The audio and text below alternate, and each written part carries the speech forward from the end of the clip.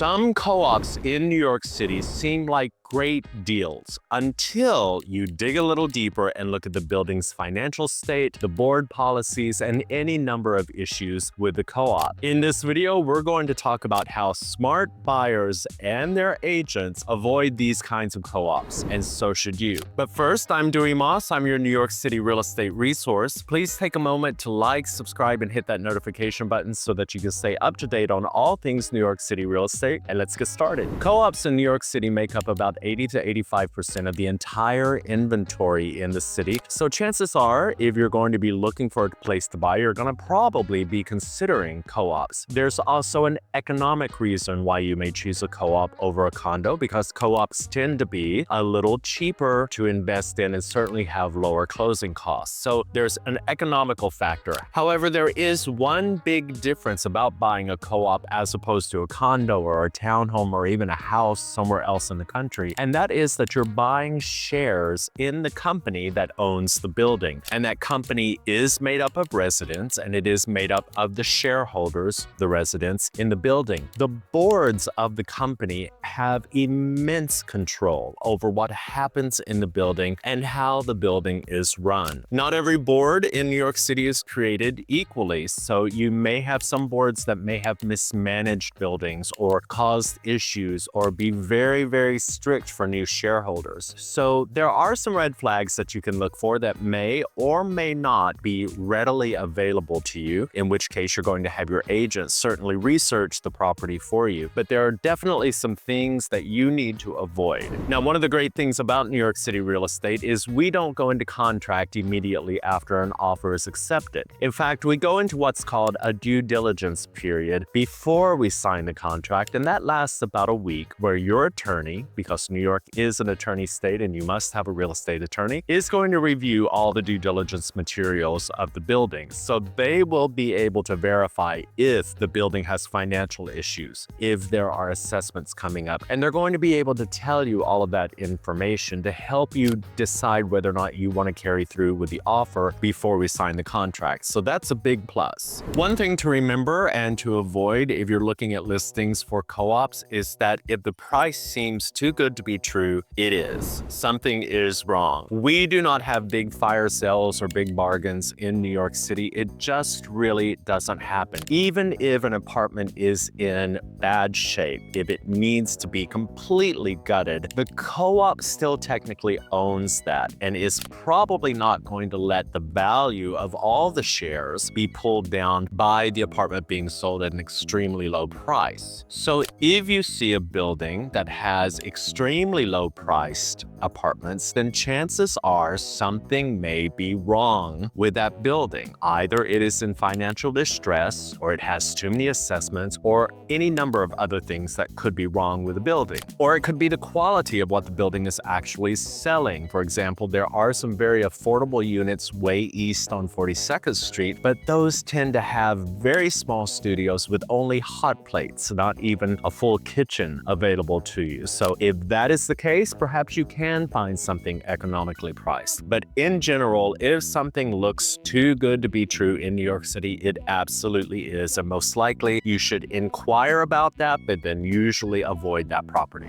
Now, every co-op has what are called maintenance charges, monthly maintenance fees, sometimes referred to as the common charges, but we call it maintenance because it really are the fees that you have to pay to maintain the building. And those fees include a lot of things. It includes a per share charge for the underlying mortgage of the entire building. It includes the property taxes as a per share charge for the building. So many things go into that. If the building has a very large staff, then all of the salaries for the employees go into that per share charge as well. Now, if you're looking at listings and you see that the common charges or the maintenance charge is extremely higher than other buildings in the area, then you know know something may be wrong with that building. Either it has overextended itself with staff, it is very difficult to maintain and very expensive to maintain. It has had problems with the building itself and had to do a lot of repairs, or perhaps it's been mismanaged financially by the board.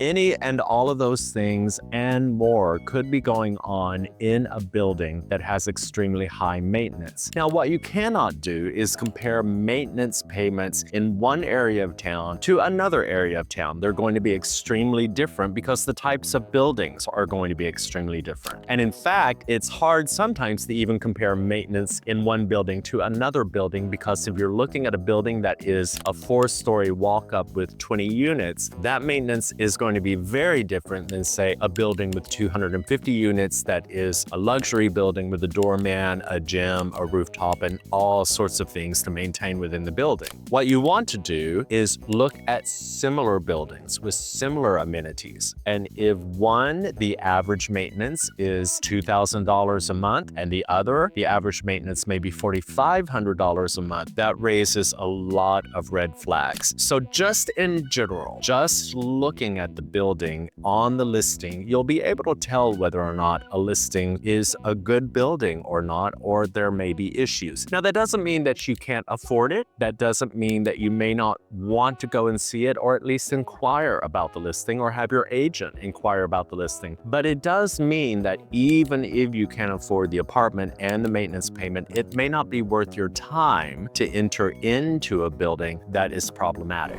Another thing you may want to look at is ongoing assessments. So what are assessments? Well, assessments are extra charges put on top of your monthly maintenance payment to help fund things or help pay for projects or repairs that may not have been allocated in just that monthly maintenance charge. Some assessments are for a limited amount of time, so it may just be 6 months at X dollars per share that are added on to your maintenance fees. If you see a building that has 2, 3, maybe even 4 assessments going on at once, I would avoid that property, even if they end pretty quickly in terms of the assessments ending. And the reason is because somehow, some way, the building has gotten into some trouble with repairs or other problems and have needed to really put on a lot of assessments for all these projects. If the assessments look like they're going to go away pretty quickly, and all of them are, I would be very careful to understand what those assessments were for, and if the building looks like it's going to need future assessments to repair the same thing or re-repair or get out of a mortgage crisis or whatever the case may be. But you definitely want to avoid assessment charges in a building. Now, some buildings do have ongoing assessments of maybe a couple of $100s that normally may be added into your maintenance payment, but they're actually doing it as a favor to their shareholders. Instead of just raising the maintenance for all of their shareholders, a portion which is always tax deductible, they're keeping this assessment charge ongoing as capital improvements so that it can be deductible for all the shareholders. So it's a nice way of doing that. So again, not all assessments are bad. Multiple assessments can be a red flag, and certainly the amount of the assessment can be a red flag. So be sure that you check out every building's assessments and assessment history to see what's really going on in the building. Another thing to look at is if you see a building that requires an all-cash purchase. That typically means something has happened to the building to make it unfinanceable. In other words, banks will not provide a mortgage to that building. That usually has to do with the shape of the building, perhaps the sublet policy, and there are too many renters in the building as opposed to primary residents. There could be any number of things. But if they require all cash and it's not your choice, then you really need to check into the apartment building and see what's going on with it, because at some point you may want to sell. And if you want to sell that apartment and they're only looking for cash, that really does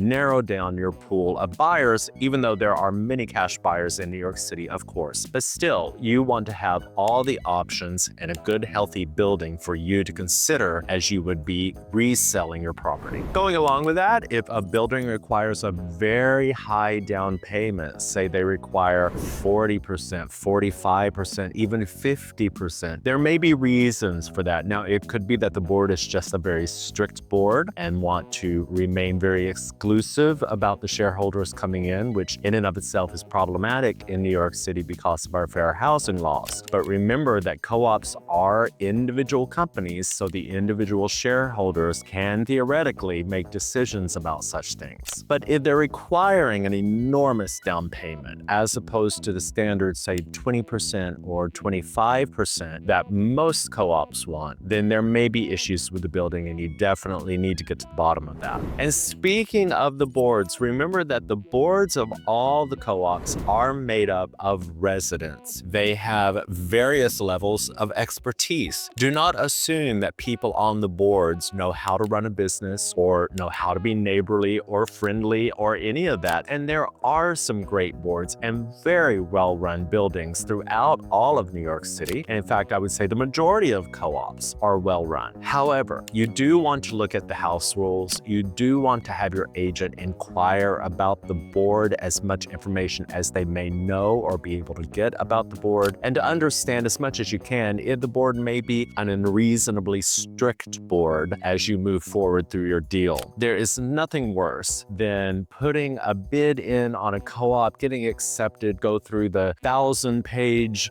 application for the co-op and waiting 3 months, having your interview, and then only being rejected by a board. Now, that is more rare than not, but it does happen. And sometimes it is directly related to the board itself and has nothing to do with the incoming shareholder. So you do want to take a look at all their policies. You want to take a look at the house rules and just make sure that they're fair, and make sure that your agent and an attorney think that these policies are fair against other buildings that they've seen throughout the course of their careers. Co-ops can absolutely be a wonderful way to have home ownership in New York City. They do come with certain rules. They do come with certain requirements. I myself own a co-op, so I certainly know what those are, and I help people buy co-ops every day. But you must be aware of some of these potential issues that co-ops have before you really fall in love with that apartment and go and buy something as your dream home that may turn out to be a nightmare. So there you have it. I hope this was helpful. Again, I'm Dewey Moss. I'm your New York City real estate resource. Please take a moment to like, subscribe, and hit that notification button. Look down at the description below for all sorts of ways to get in touch with me. I would love to help you find your dream home in New York City, and I'll see you next time.